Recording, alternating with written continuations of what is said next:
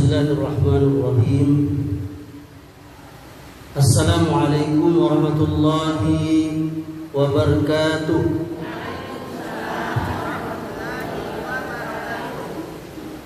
Innal hamdalillah nahmaduhu wa nasta'inuhu wa nastaghfiruh wa na'udzu billahi min shururi anfusina wa min sayyiati a'malina. Man yahdihillahu fala mudilla lahu wa man yudlil fala hadiya lahu.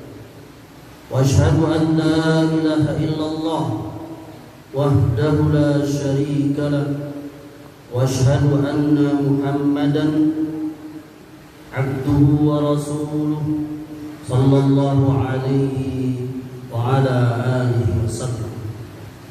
Ya ayyuhalladzina amanu taqullaha haqqa tuqatih wa la tamutunna illa wa antum muslimun. Ibunda sekalian dan saudariku yang dimuliakan oleh Allah, penasehat dan ketua Permata Kebondahari beserta ibu-ibu dan saudari anggota Majelis Taklim Permata Kebondahari dan juga pengurus dan ibu-ibu anggota Majelis Taklim Masjid As-Salamah Kebun Bungsu, Kota Bengkulu. Apa kabarnya ibunda sekalian? Semoga Allah Subhanahu wa taala senantiasa merahmati dan memberkahi ibunda sekalian dalam hidup dan kehidupan, dan semoga Allah Subhanahu wa taala wafatkan kita semua dalam keadaan husnul khatimah. Amin ya rabbal alamin. Ibunda, judul atau tema yang akan saya sampaikan pada kesempatan siang hari ini, yakni mulia bersama Al-Quran. Catat, ada berapa orang yang catat? Cuma satu. Subhanallah. Amri menasihati ibunda sekalian, kalau ngaji itu biasakan membawa pena dan buku. Demi Allah, itu sempurnalah. Kita tidak dilarang ngaji cuma jiping, ngaji kuping. Tapi kita bukan Imam Bukhari. Imam Bukhari itu gurunya sekali nyampaikan dia langsung hafal. Makanya kata para ulama, qayyida ilma bil kitab. Catatlah ilmu itu dengan tulisan. Kalau kita ngaji sama ustaz sejam, 2 jam, berapa banyak yang kita bisa ingat? Maka dengan dicatat, ilmu itu akan lebih langgeng, lebih lama. Nanti di rumah murojaah. Oh ini. Jadi Amri menasihati ibunda semua, mulai pekan depan, bulan depan, setiap ngaji sediakan yang buku. Tanggal sekian, jam sekian, masjid ini, ustadz ini menyampaikan, catat aja. Itu jadi pahala juga nulis itu. Kalau ini kan cuma pahala mendengar. Terus bawa juga Quran terjemah. Ini lagi kita tema Quran kan. Apa hafiz semua kita? Enggak, hafizah semua enggak kan? Nah itu makanya setiap ngaji bawa Quran lebih sempurna. Atau mungkin sudah ada di HP-nya ya. Ya, judul atau tema kita pada siang hari ini adalah mulia bersama Al-Quran. Jadi beriman kepada kitab-kitab itu merupakan bagian dari rukun iman. Coba ibunda buka surah Al-Baqarah ayat 285. Mohon ada yang baca. Al-Baqarah ayat 285.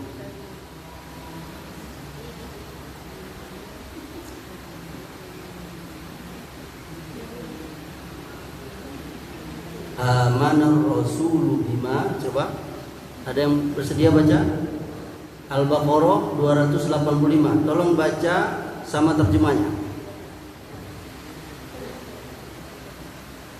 Siapa yang ketemu silakan baca.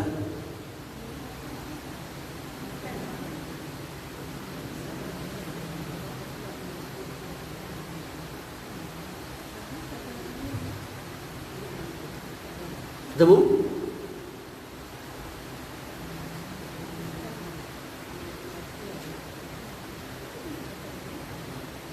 Ambil, kalau mau ambil ada yang Quran terjemah ambil aja.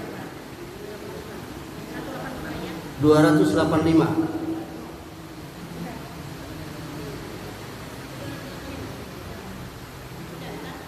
Baca Ibunda kalau ketemu. Dengerin ya.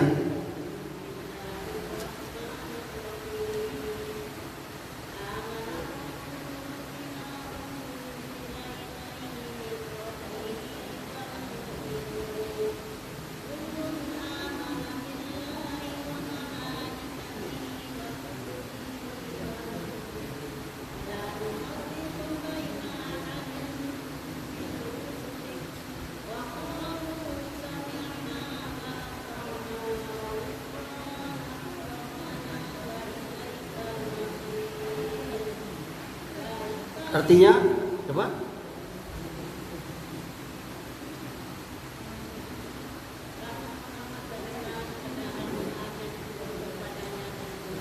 Iya. Iya.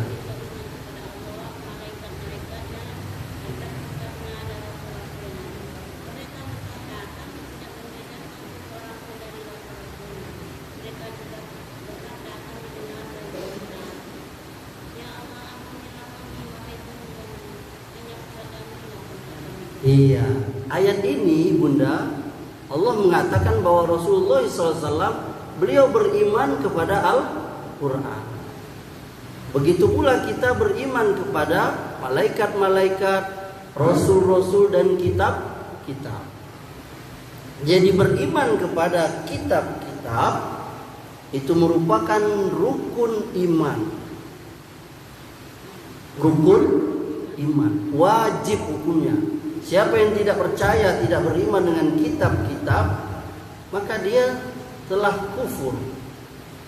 Kitab yang diturunkan Allah kepada para rasul yang kita kenal ada beberapa kitab.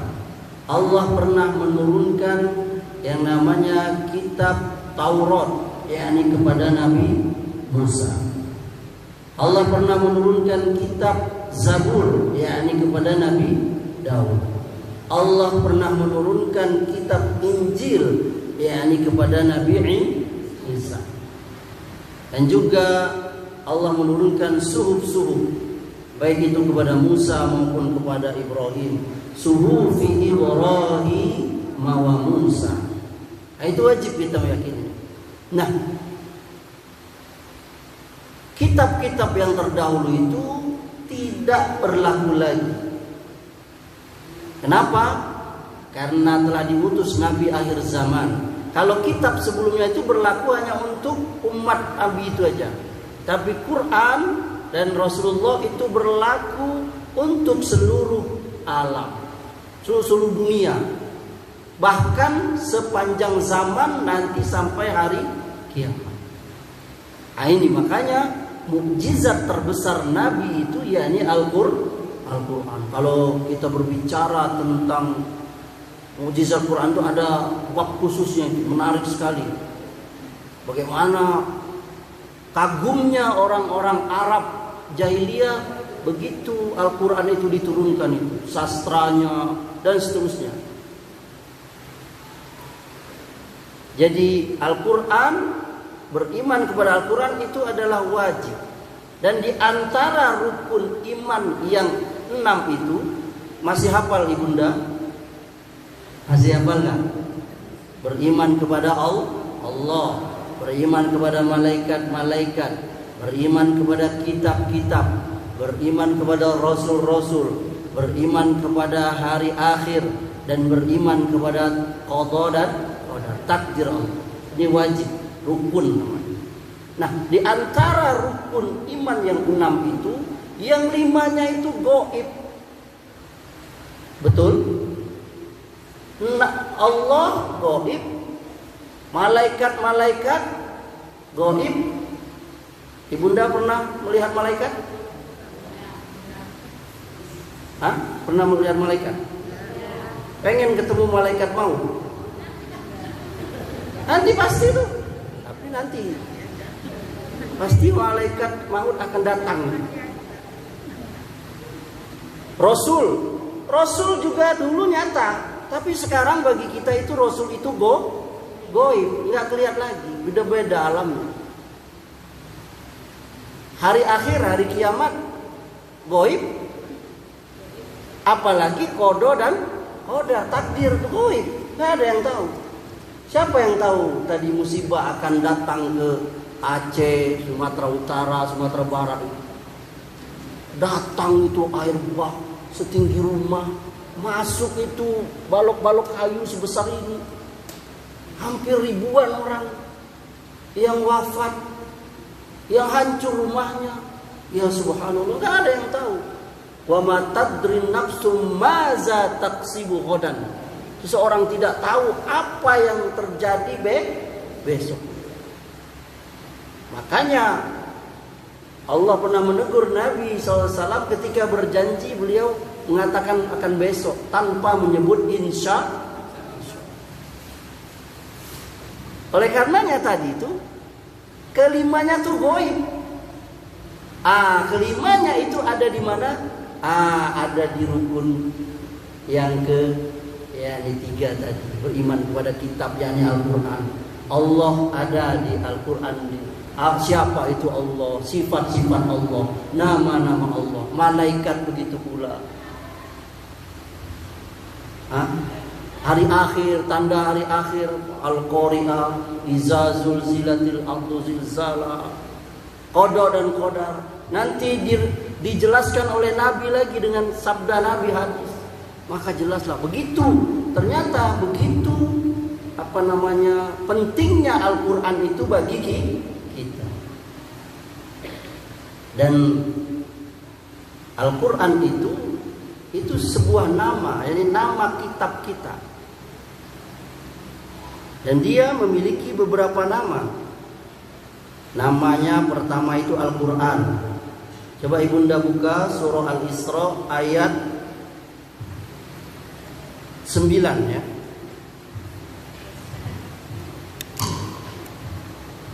Ada yang bersedia melihatnya? Bisa bacakan?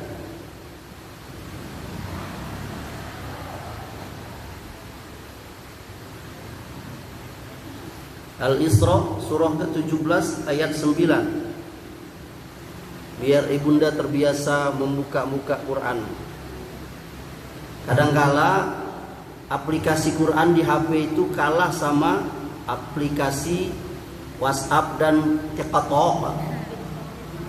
Dia cemburu kadang aplikasi Quran karena barangkali kita lebih banyak melihat aplikasi yang lain.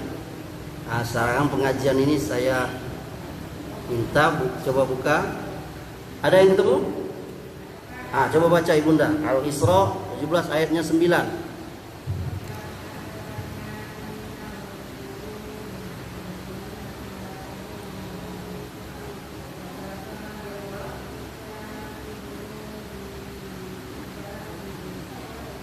Al-Isra ayat 9 ya. Surah 17 Al-Isra itu ayat 9 ya. Kemudian itu yakni namanya Al-Quran. Yang kedua Al-Kitab, surah Al-Anbiya ayat 10. Al-Anbiya itu surah ke-21 ayatnya 10. Itu namanya Al-Kitab.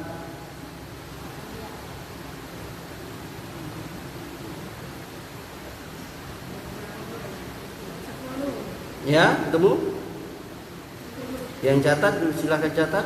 Ya, baca kalau ibunda ini terjemahnya enggak apa-apa.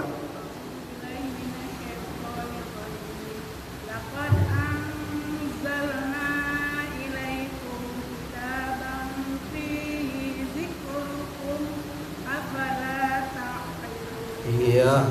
Sungguh telah kami turunkan kepadamu sebuah kitab Al-Quran yang di dalamnya terdapat peringatan bagimu, maka apakah kamu tidak mengerti? Masya Allah, barakallahu fiik. Semoga Allah memberkahi Bunda. Itu namanya Alkitab. Dapat dua namanya, Al-Quran, yang kedua Alkitab, yang ketiga Al-Furqan.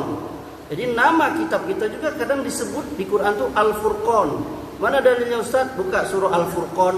Surah Al-Furqan itu surah ke-25. Ayatnya 1. Ayat 1.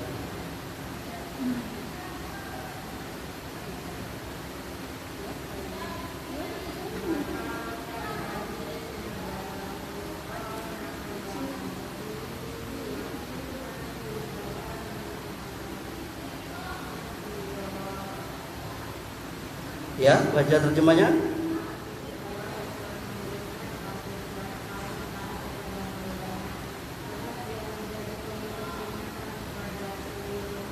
Iya, semoga Allah memberkahi Bunda yang telah membacakan. Itu dalil nama Quran itu juga disebut oleh Allah namanya apa? Al-Furqan. Ada ibunda yang suaminya namanya Al-Furqan? Ada? Oh, ada orang nama sepupu saya itu dikasih nama om tuh anaknya Furqan. Itu maksudnya pembeda. Gitu ya. Itu nama Al-Qur'an itu ya. Kemudian yang keempat, Allah juga menamakan kitabnya ini dengan Az-Zikr. Dalilnya mana Ustaz? Surah Al-Hijr ayat 9. Buka ibunda. Al-Hijr itu surah ke-15.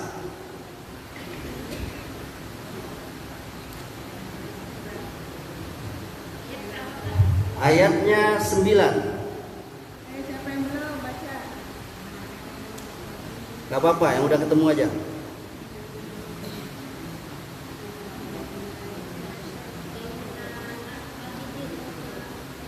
Ya, baca.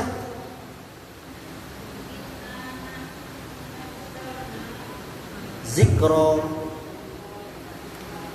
nalahu laha. Iya, artinya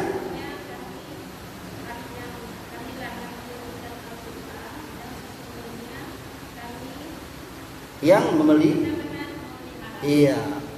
Inilah Allah memberi nama Quran di ayat ini yaitu Az-Zik. Inna nahnu nazzalna zikra wa inna lahu lahafizun. Kata Allah, kamilah yang menurunkan Al-Quran itu dan kamilah yang benar-benar menjaganya. Dan ada beberapa nama lain dari Al-Quran itu. Nah, Allah Subhanahu wa taala menciptakan sesuatu itu pasti ada manfaatnya, ada tujuannya, ada fungsinya. Begitu pula Allah menurunkan Al-Quran di bunda. Al-Quran itu dia memiliki fungsi. Yakni memiliki manfaat. Yang pertama, yakni manfaat Al-Quran itu Allah katakan di Al-Quran dia sebagai obat, yakni penawar, rahmat. Dalilnya surah Al-Isra ayat 82. Coba ibunda buka Al-Isra surah 17 ayat 82.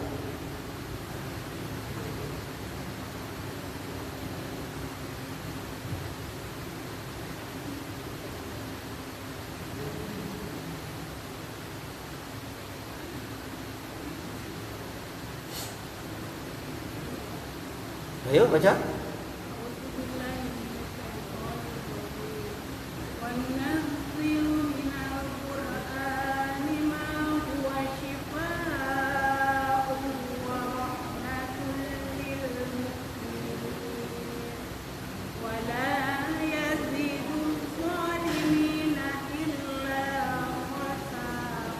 Artinya, dan kami turunkan dari Al-Quran sesuatu yang menjadi penawar dan rahmat bagi orang yang beriman.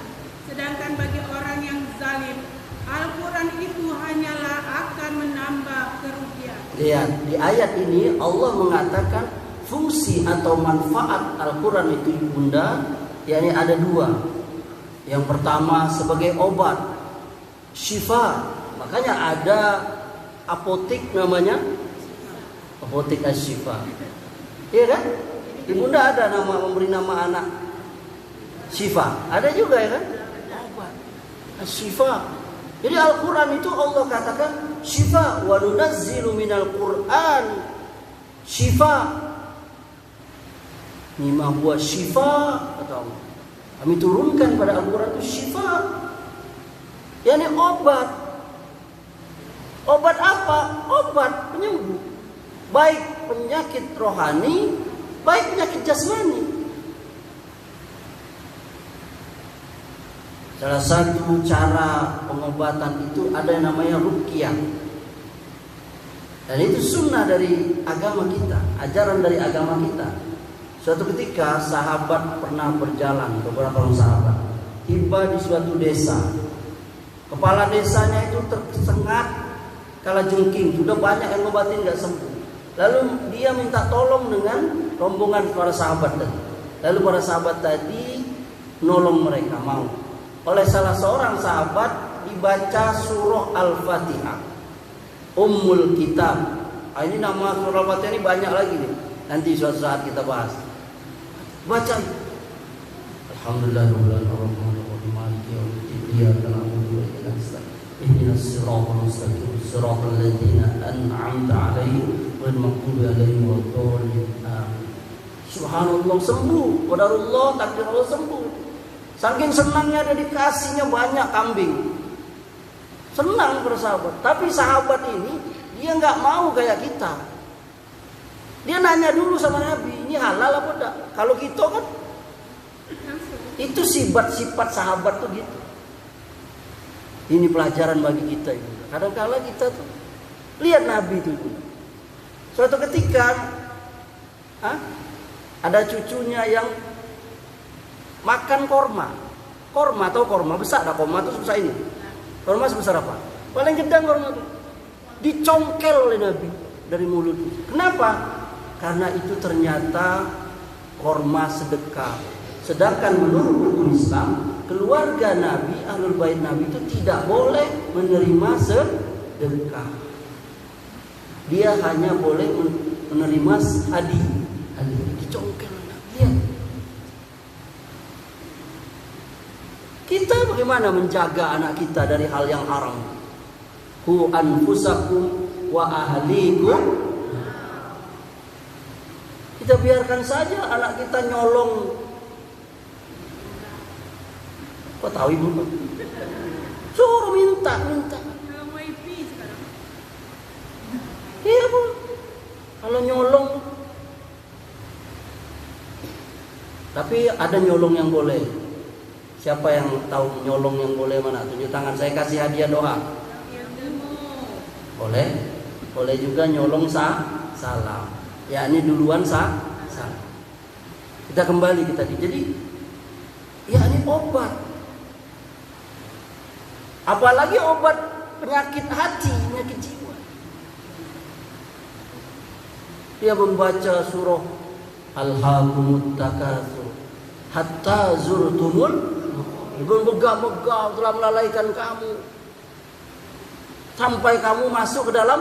Dia sadar, aku bakal mati. Tadi kemarin ada kawan sama-sama pengajian meninggal dia. Jadi obat iri, dengki, apa semua. Kemudian juga tadi dikatakan bahwa dia juga rahmat. Rahmat itu artinya apa? Nih ibu yang punya suaminya namanya Rahmat. Apa arti rahmat? Rahmat itu yakni kebaikan. Kebaikan yang langgeng, yang lama. Rahmat. Menjadi rahmat ya. Rahmatan lil alamin. Nabi itu rahmatan lil alamin. Yakni memberikan kebaikan yang luas dan lama. Maka Quran ini rahmat. Quran juga fungsinya petunjuk. Dalilnya Al-Baqarah ayat 2. Dzalikal kitabu la raiba fi hudan lil hudan. Petunjuk bagi orang yang takwa. Coba kita kalau nggak ada petunjuk, gimana ibunda? Nggak bisa kita ngapa-ngapain kalau nggak ada petunjuk. Nyari rumah orang nggak temu kalau nggak ada petunjuknya. Iya kan? Nggak tahu mana alamatnya. Apalagi sekarang udah ada GPS misalnya kan. Masak kue, masak rendang, nggak ada petunjuknya. Ibunda nggak ada petunjuk gimana masak. Campur galau Ustaz, segelas garam, segelas cukup. Pasti rasanya mantap tuh Ustaz. Ya mantap, cuma habisnya makan pingsan orang. Berarti dia butuh petunjuk, makan aja butuh petunjuk. Bahkan buang air aja kadang kalau butuh petunjuk. Buang air. Saya waktu masih nyantri dulu, pernah berdua dengan teman saya. Teman saya ini dari dusun pelosok Sumatera Selatan, saya dari Jambi. Kami suatu ketika main ke rumah kawan kami yang orang kaya lah, orang berada ya. Sedang ngobrol-ngobrol main, lalu kata teman saya yang dari kampung di pelosok Sumatera Selatan tadi, aku mau numpang BAB mau buang air. Mana isinya orang kaya? Lalu dia itu nah kata dia, masuk situ nah. Lama dia di dalam itu. Ngapoi kamu? Udah lama itu ada 10 menit, keluar lagi dia. Ngapo? Tidak ada airnya. Tidak ada air di dalam. Nah terus kata kawan tadi yang masuk, ada airnya tuh, karena diajarnya, ikut tombol warna biru itu supaya dingin. Kau putar lah, ikut tombol warna merah supaya airnya apa kata kawan? Inilah gunanya ilmu, petunjuk. Kalau saya tidak tanya tadi ke antum, tidak minta petunjuk, bisa lepas perabotan lenong saya. Kalau saya putar, yakni yang warna merah. Lihat, buang air saja harus ada ilmu. Makan juga, saya juga pernah dulu waktu nyantri juga tuh pengalaman nyantri. Pergi makan ke hotel yang besar, datang makanan banyak, makanlah, makan. Bahkan punya kawan makan juga. Sudah makanlah kenyang kan? Rupanya ada lagi datang makanan. Rupanya itu makanan pembuka. Apa namanya itu? Appetizer. Apa namanya Bunda? Apa namanya Bunda? Nah, dia itu kan ada main course, appetizer. Pokoknya rupanya ada makanan pembuka itu untuk mancing, makanan utama. Nah, nanti ada makanan penutup. Nah, itu kalau Ibunda koki tahu. Nah, makanan penutup itu biasanya puding, buah, es krim apa. Nah kita karena tidak punya ilmu tadi kan, langsung disikat. Bahkan punya kawan juga itu lihat. Belum lagi ada serbetnya, ada apa? Sendoknya berapa macam, belum lagi ada apa? Pisaunya, coba. Nah, itu ilmu. Betul gak Ibu? Dulu Ibunda sebelum punya kartu ATM macam mana? Ya kan? Kan bertanya dulu, minta petunjuk. Kenapa kalau tidak minta petunjuk, aturnya narik malah transfer ke orang, hilang dulu itu. Nah itu perlu tanya ke anak. Nak macam mana kau nak? Oh itu masukkan, lah diminta nyupin. Nah itu lama itu tuh, ya Ibunda ya, lama itu tidak sekali 2 kali. Belum lagi ketinggalan kacamata. Kayak Ibunda tadi itu. Buta sama, saya juga buta kalau ada kacamata. Itu dalam hal kehidupan sehari. Punya HP. Emang Ibunda langsung HP ini langsung padek? Tidak lama kan? Ibu saya aja itu masih salah-salah kadang ngetik. Entah kadang nggak bisa kami bilang apa mau. Karena jempolnya gedang kan, sepecet kalau. Nah, kita kembali kita tadi. Jadi perlunya yang namanya petunjuk itu. Ayat Al-Quran, nur. Quran itu nur. Petunjuk, cahaya. Sebagaimana cahaya itu. Jadi kita bisa berjalan nggak numbur. Jadi Ibunda ngidupin lampu supaya terang, kelihatan itu Ustaz macam mana. Seram apa-apa. Nah, itu Quran itu fungsinya itu petunjuk. Nah, kemudian tetapi kenyataannya ibunda, Rasulullah SAW beliau pernah mengadu kepada Allah tentang kondisi kita kaum muslimin terhadap Quran ini. Nah, coba ibunda buka lagi surahnya, masih Al-Furqan, ayatnya ayat 30. Coba ibunda buka.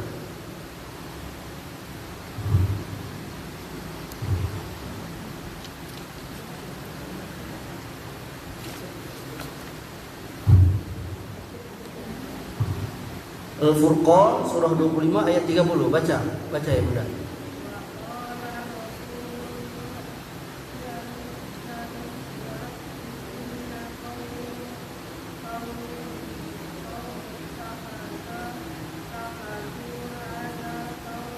Qur'ana artinya Dan Rasul Muhammad berkata, "Dan Tuhanku, sesungguhnya kaum itu telah mengabaikan Al-Quran ini, diabaikan. diabaikan. Wa qala ar-rasul ya rabbi inna qaumi takhuzu hadzal qur'ana mahjura. Allah mengabadikan itu, yakni mengadunya Rasul itu kepada Allah. Ya Rabbi, wahai Tuhanku, sesungguhnya umatku ini telah mengabaikan, yakni apa? Al-Quran. Nanti kita bahas apa mengabaikan Quran itu bagaimana itu. Bagaimana mengabaikan Quran? Sebagian kaum muslimin ada yang tidak punya Quran di rumahnya. Saya pernah berdiskusi di rumah seseorang, lagi asyik tuh diskusi agama. Lalu saya suruh bapak itu, coba ambil Quran Pak. Berputar-putar dia nyari, nggak ada rupanya Quran di rumah. Ada juga surah Iko Ustaz. Ya itu memang, tapi itu cuma satu surat, namanya surah Yasin.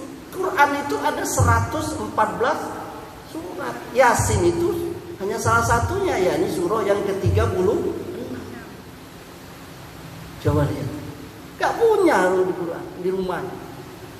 Sedangkan hafiz saja, seorang penghafal Quran atau wanita penghafal hafizah, dia punya mushaf untuk dia murojaah, mengulang-ulang hafalannya itu, ya kan?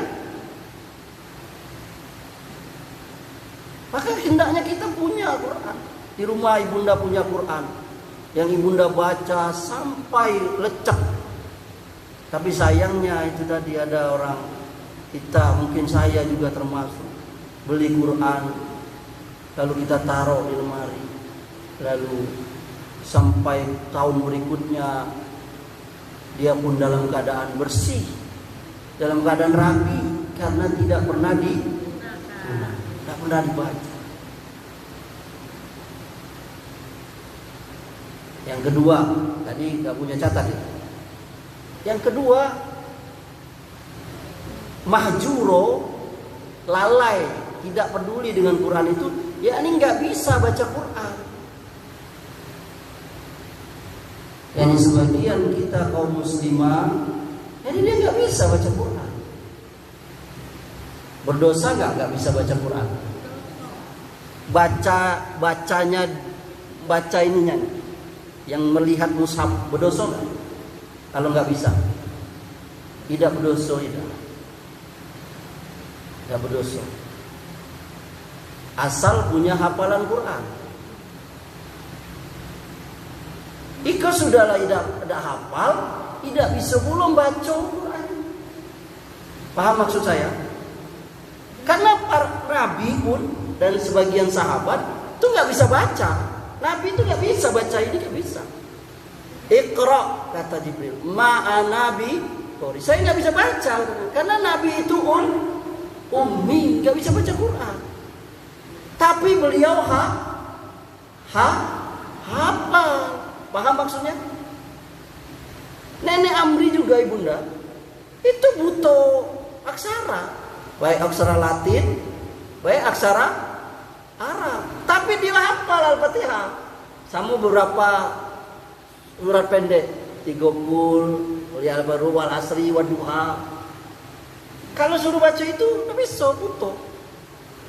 Latin juga butuh, biasalah orang zaman pra kemerdekaan yang lahir tahun 1901 sejaman Pak Anu. Banyak orang-orang sekarang kan udah bisa baca semua. Tapi mereka bisa baca, bisa ada apa? Nah kita ini sudahlah tidak bisa baca, tidak ada pula yang dihafal. Jadi bisa punya Quran lalu membacanya. Dan membacanya dengan benar. Nah, itu ada ilmunya, makanya ada ilmu tajwid, ilmu qiraah. Karena baca Quran itu beda dengan baca Latin, baca Quran. Tulisannya sama bacaan itu beda. Makanya ada ilmu tajwid itu. Ada nun mati, ketemu huruf ini, hukumnya ikhfa. Huruf nun mati ketemu huruf ini namanya idgham. Nun mati bertemu huruf ini namanya izhar. Ada ikhfa, idgham, ikhfa, izhar, idgham bila guna, itu ada. Ada tasdid. Sebagiannya kalau salah baca salah makna. Makanya Bunda coba datangkan ustazah sini yang bisa. Coba minta cek satu-satu hafalan, ya ini baca Al-Fatihah. Jangan selama ini ada yang masih salah kita. Sebagian orang ada baca ya kana udua, ya kana stain. Itu ya-nya itu ada tasdidnya, angka 3 terbalik itu ya-nya double. Iyyaka na'budu wa iyyaka nasta'in. Itu artinya kepadamu ya Allah kami menyembah, kepadamu ya Allah kami minta pertolongan. Tapi kalau ibunda baca tidak tasdid, ya kana udwa, ya kana sa'in, itu kepada matahari jadinya.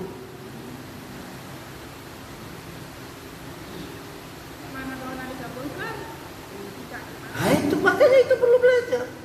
Ini sebagian, ini masih banyak saya jumpai. Baru kemarin juga jumpai muazzin. Ini fatalnya melapaskan azan. Asyhadu an la ilaha illallah, itu salah. Aku bersaksi bahwa tidak ada ilah yang berhak diibadahi dengan benar kecuali Allah. Itu artinya kalau asyhadu an la ilaha, kalau la-nya dibaca panjang. Tapi kalau dibaca singkat itu berubah maknanya jadi benar-benar ada Tuhan selain Allah. Bayangkan. Tapi mungkin ini karena kebiasaan setiap hari sering kalau marah dengan laki, marah dengan anak itu la ilaha illallah. Ya kan? La ilaha itu tiada. Jadi tiada Tuhan kau. Kenapa enggak la ilaha illallah? Kenapa cuman la ilaha kau? Iya kan? Ya enggak ibunda? Halo? Ya. Itu. Coba lihat. Coba ibunda cek lagi hafalan kita selama. Ya ibunda. Nanti sekali-sekali datangkan sini Kori A. Coba cek satu. Enggak usah malu-malu. Ngapain malu? Wanita di luar sana itu menampakkan auratnya, dia coget di depan rumahnya, enggak malu dia. Kenapa ibunda malu membaca? Saya yakin enggak ada malu. Ini tadi Mbak, semua berebut mau baca Quran, sampai ada yang duluan. Dia lagi malu. Bagus di jamaah permatan. Udah tua-tua tuh masih mau. Giginya masih asli ya? Itu kan biarlah gigi saya udah asli lagi Ustaz. Kalau baca Quran saya ikut. Tidak apa-apa banyak pahalanya.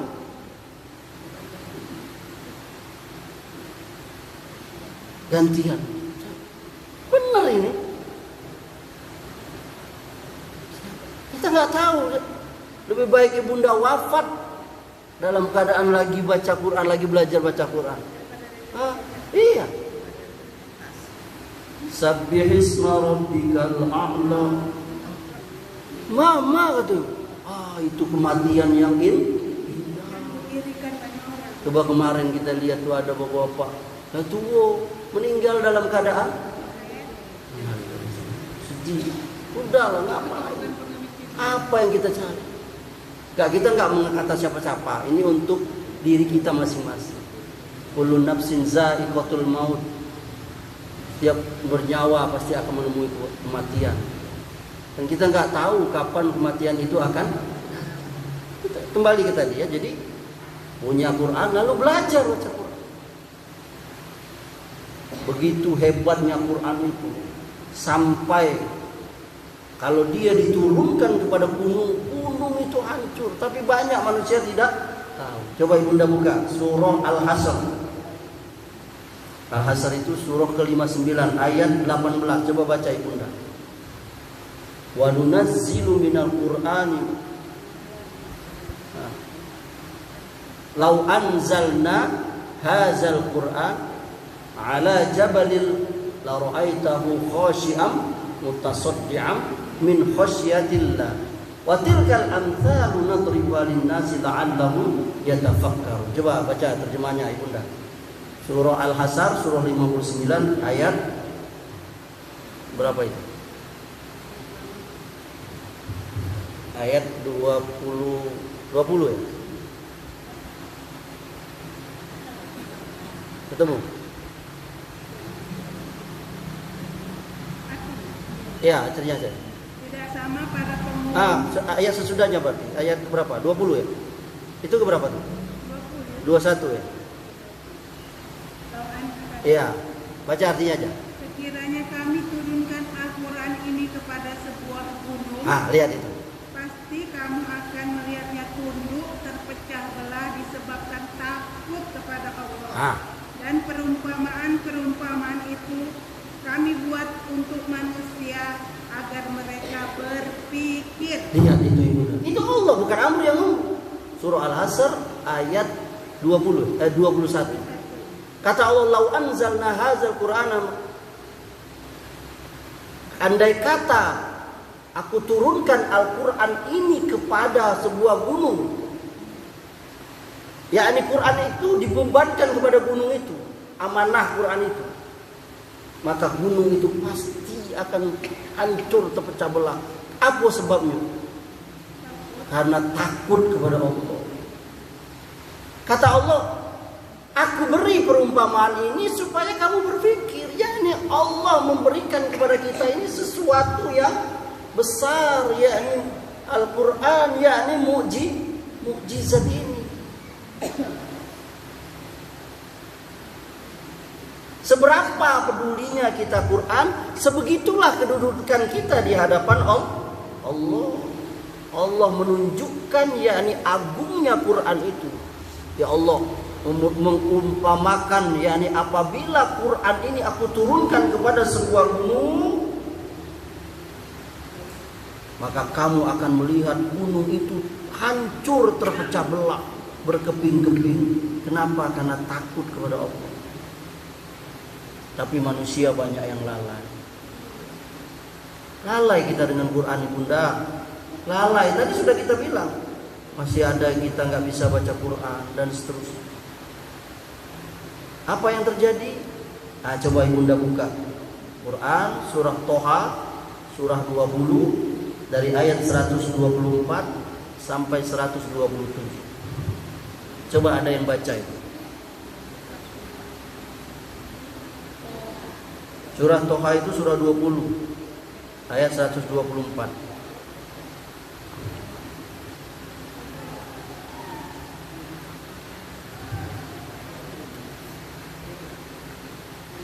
Wa man a'rada an zikri fa inna lahu. Coba baca.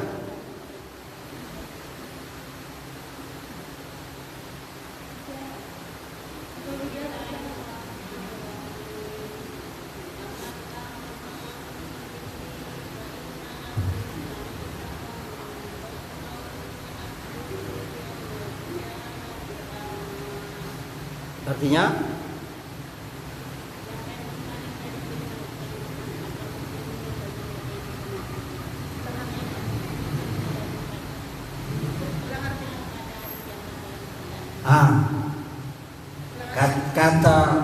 Kata Allah Subhanahu wa taala di ayat 124 itu, "Wa man a'rada an zikri." Zikri tadi apa? Salah satu nama Quran, ya kan? Zikri itu salah satu nama Quran, ya kan? Nama keberapa tadi? Nama yang ketiga. "Wa man a'rada an zikri." Siapa yang tidak peduli dengan Quran, fa inna lahu ma'isatan donka. Kami jadikan hidupnya sempit. Ibunda, Amri mau bertanya, Ibunda kalau pakai celana sempit enak tak? Jawab Ibunda, enak gak? Ibunda kalau pakai baju sempit enak? Ibunda kalau pakai jilbab kecil sempit enak? Tapi bisa masuk, sesama kecil, gak enak. Ibunda punya rumah sempitnya, bertumburan terus, berjalan bawa gulai tertumpah.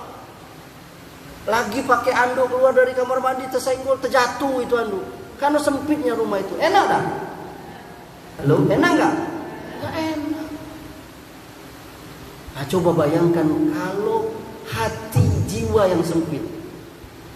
Itu Allah yang mengatakan. Waman a'rada an zikri fa inna lahu ma'isatan donka. Siapa yang berpaling dari Quran, kami jadikan hidupnya sempit, hatinya sempit. Rumah yang kamarnya sebesar ruangan masjid ini nggak ada gunanya karena hatinya sempit. Tapi kalau hatinya lapang, walau rumahnya sempit, walaupun rumahnya kontrak, hatinya lapang. Alhamdulillah. Lihat kata Nabi, siapa yang pagi harinya itu punya makanan yang dimakan hari itu, badannya sehat, negerinya aman, kata Nabi, seolah-olah dia punya dunia beserta isinya.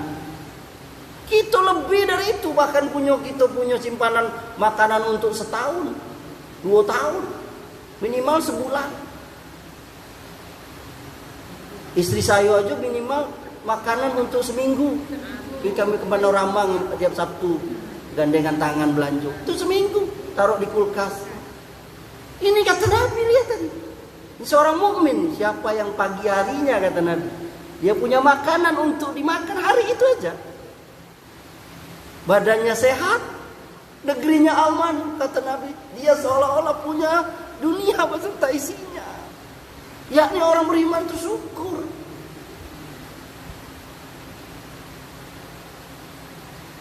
Masih banyak orang yang susah. Lihat sekarang. Sekarang orang di Aceh itu, orang di Sumatera Utara, Sumatera Barat, sebagiannya yang banyak duit juga tidak bisa ngapu-ngapu. Banyak duit kan tidak ada yang nak dibeli. Air kalau setinggi rumah. Telepon tidak bisa. Saya teman saya di MUI itu, ada yang nggak bisa tadi Bolga di dalam, mungkin di pelosok. Tidak bisa dihubungi sekarang orang tuanya, saudaranya. Kita kadang nggak bersyukur gitu.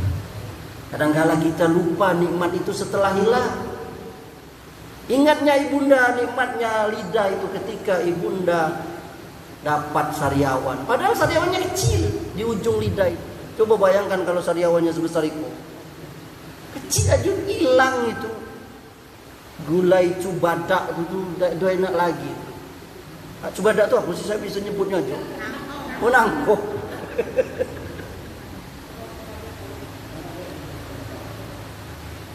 Betul Bunda? Banyak gitu. Waman a'rada an zikri fa inna lahu ma'isatan donka. Itu di dunia sempit hatinya. Wa nahsyuruhu yaumal qiyamati a'ma. Coba baca akhir ayat tadi. Dan kami kumpulkan dia di akhirat dalam keadaan buta.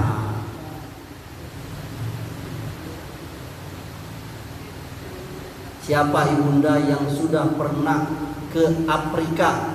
Tunjuk tangan. Siapa ibunda yang sudah pernah ke Amerika, ke Kutub Utara? Tunjuk tangan. Bagaimana ibunda tiba-tiba ada di Afrika, tiba-tiba ada di Amerika, tiba-tiba ada di Kutub Utara, tapi dalam keadaan buta? Apa yang bisa dilakukan? Kalau ibunda buta di rumah, itu masih tahu hafal jalan. Iko ruang tengah ada kursi, ruang tamu ada kursi, iko ruang tengah ada TV. Oh iko kamar, iko gestur pintunya cai, oh iko kamar mandi, oh iko hidung laki saya. Kan udah hafal. Tapi kalau tiba-tiba ibunda buta di suatu tempat yang ibunda nggak pernah sih, coba bayangkan ibunda udah pernah ke akhirat, tiba-tiba di akhirat dalam keadaan buta.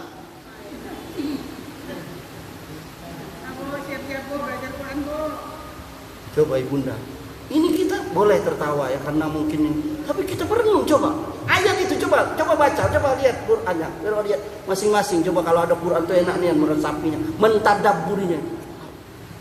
Kami kumpulkan dia dalam keadaan buta. Lihat ayat berikutnya, ibunda baca.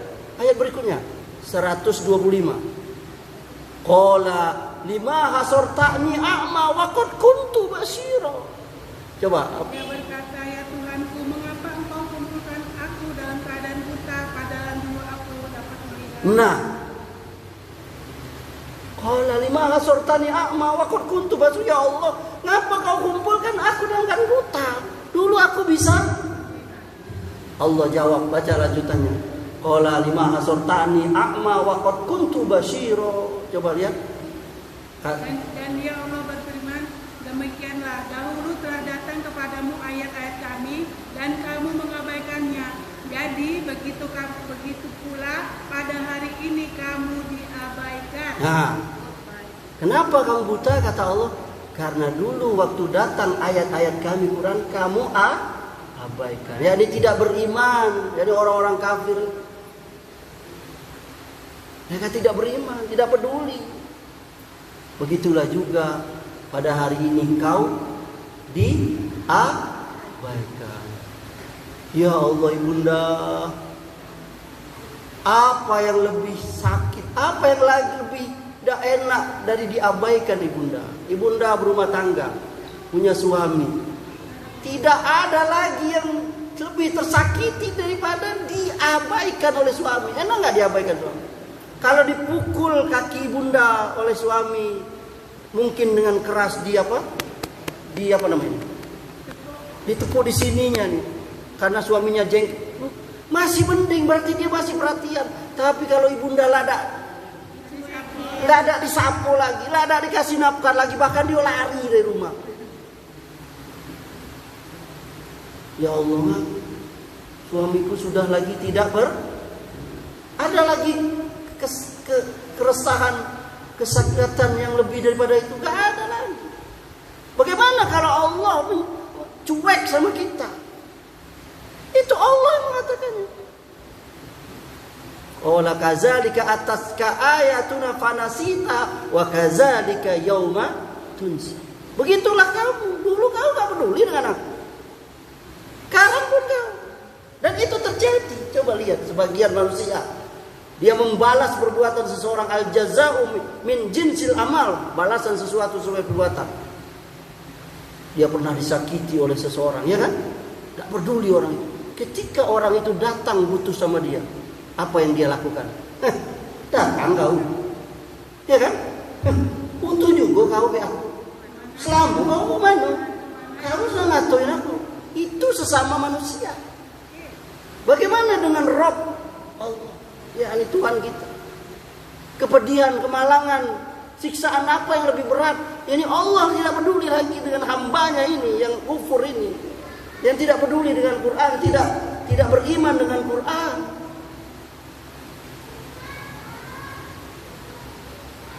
Bagaimana ibunda sayangnya dengan anak, apalagi anak yang perhatian dengan ibunda. Pasti itu lebih itu. Anak yang perhatian dengan anak yang cuek baik, itu kadang-kadang ibunda lebih sayang dengan perhatian nih si Amri ini. Woi, tidak perhatiannya bedul ini. Si Amri dapat nama, dia lebih perhatian. Apa mah? Minta pijit mah? Apa minta transfer mah?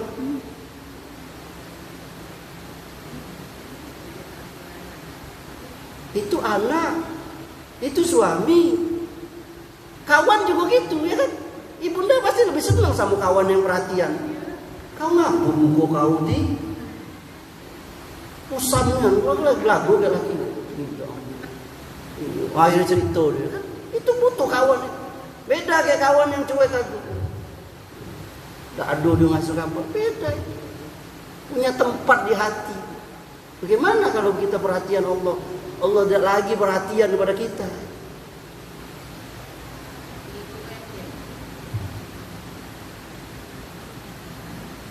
Alangkah malangnya orang-orang yang seperti itu. Jadi itu salah satunya didapati, yakni orang yang tidak yakni peduli dengan yang namanya Al-Quran. Yakni dia tidak membacanya, yakni dia tidak mengamalkannya, bahkan dia menyelisihinya.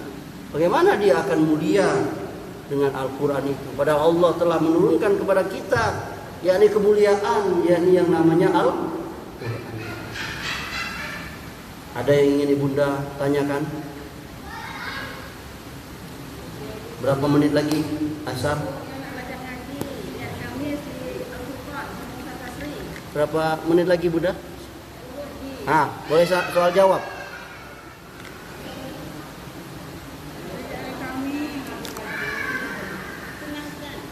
Ya.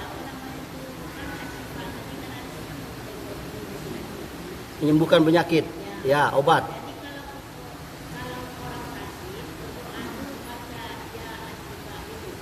Apa? Iya, boleh. Jadi salah satu berdoa itu kita yang namanya bertawassul, yakni berperantara. Berperantara itu ada yang syar'i, ada yang tidak syar'i. Yang syar'i itu salah satunya kita berperantara dengan menyebut asma atau nama Allah yang baik. Asmaul Husna, Ar-Rahman, Ar-Rahim, Asy-Syafi, Anta Syifa, yakni wahai Allah yang Maha Penyembuh, sembuhkan aku. Itu salah satu doa. A'udzubillahil azim, Rabbal arsyil azim, ayyasbiyaka. Yakni doa-doa, zikir-zikir yang kita ambil dari Al-Qur'an dan hadis yang kita baca untuk diri kita yang sakit atau orang lain yang sakit yang kita berusaha untuk mengobatinya. Misalnya dengan meruqyahnya, kalau bahasa kitanya menjampinya. Tapi jampi itu ada dua. Jampi yang syar'i, jampi yang tidak syar'i. Jampi yang syar'i itu yakni dari Asmaul Husna, dari Quran.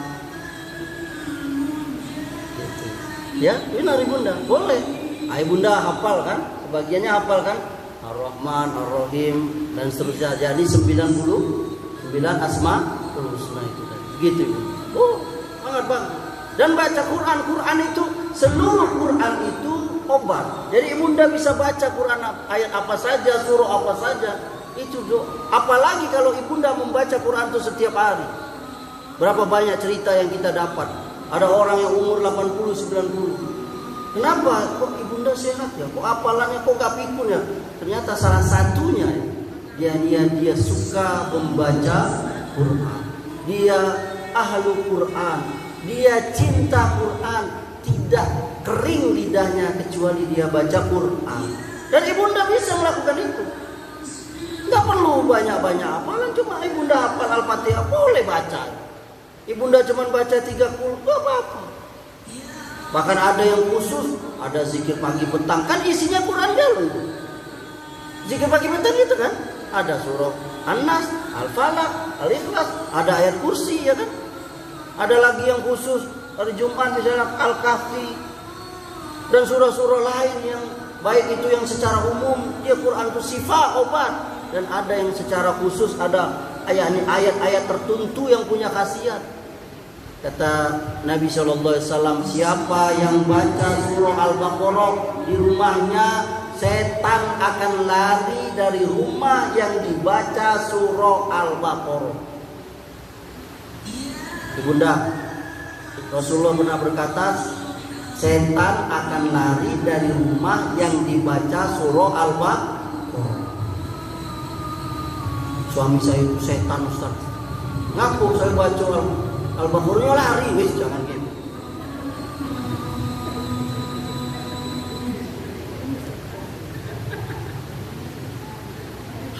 Al-Baqarah, bukan saya, Al-Baqarah. Al-Fatihah tadi contohnya, yakni mengobati apa tadi yang kepala kampung yang disengat itu. Ayat lain banyak. Ada namanya ayatul kursi. Banyak. Ada bab khusus itu, yakni beberapa surah, beberapa ayat yang memiliki keutamaan, memiliki khasiat yang disebutkan oleh Rasulullah melalui sabda. Cukup, Ibu dah? Silakan.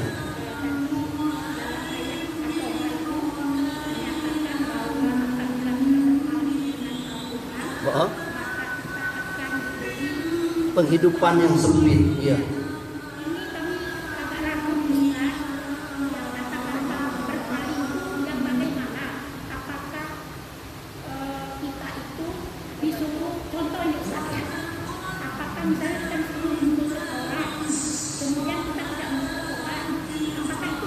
Iya, jadi berpaling itu ibunda, dia memiliki tingkatan. Sama kita berpaling, kan berpaling itu ada yang caiko, ada yang baliknya, ada yang larinya. Orang-orang kafir itu yang lari, kalau dibaca Quran lari. Tapi sebagiannya juga rindu itu. Benar dengar cerita Abu Jahal, Abu Lahab yang diam-diam dengar itu. Itu ajaibnya Quran. Jadi ibunda, tingkatan orang lari dari Quran itu memang beda ya. Ada yang tadi itu tidak beriman dengan Quran. Ada yang dia tadi kita bilang tuh, ya ini dia tidak peduli dengan Quran. Tidak baca Quran, tidak bisa baca Quran. Ada yang tidak ngamalkan, tadi Bunda contoh, tidak nutup aurat, masih makan riba dan sebagainya. Itu termasuk itu. Makanya sebenarnya ini karena waktunya pendek, ada bab lain, yakni bagaimana kita memuliakan Quran itu. Memuliakan Quran itu ada adabnya. Sebagian orang yakni baca Quran pakai air liur. Itu salah satu tidak beradab dengan Quran. Menumpuk Quran dengan buku-buku yang lain dicampur ditaruh di bawah. Makanya orang dulu kan kalau ibu-ibu dulu kalau bawa Quran itu kan ini ada lehar, tidak boleh Quran itu ditaruh di lantai dan seterusnya. Nanti ada bab bagaimana kalau Quran itu sudah rusak dan sebagainya. Sebenarnya ada bab khusus. Ini hanya perjuangan. Ya, paham Bunda? Jadi tingkatan berpaling itu beragam. Ada yang berpaling sedikit, ada yang berpaling ini, ada yang berlari. Itu orang-orang kafir berlari.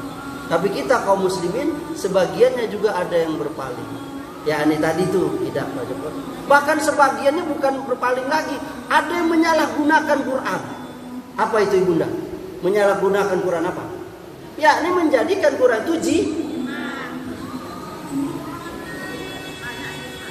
itu barangkali cukup Ibunda ya. Barangkali sampai sini dulu. Insyaallah kalau ada waktu dan kesempatan kita akan lanjutkan. Semoga Allah Subhanahu wa taala senantiasa memberkahi Ibunda sekalian, keluarga Ibunda, anak-anak Ibunda dijadikan rumah tangga sakinah mawaddah warahmah, anak-anak yang soleh dan soleha, dan Allah Subhanahu wa taala wafatkan Ibunda semua dalam keadaan husnul khotimah, dimudahkan di alam kubur nanti, dan Allah masukkan bersama-sama kita ke surga. Amin ya rabbal alamin. Subhanakallahumma wa bihamdika asyhadu an la ilaha illa anta astaghfiruka wa atubu ilaik. Wabillahi taufiq wal hidayah. Assalamualaikum warahmatullahi wabarakatuh.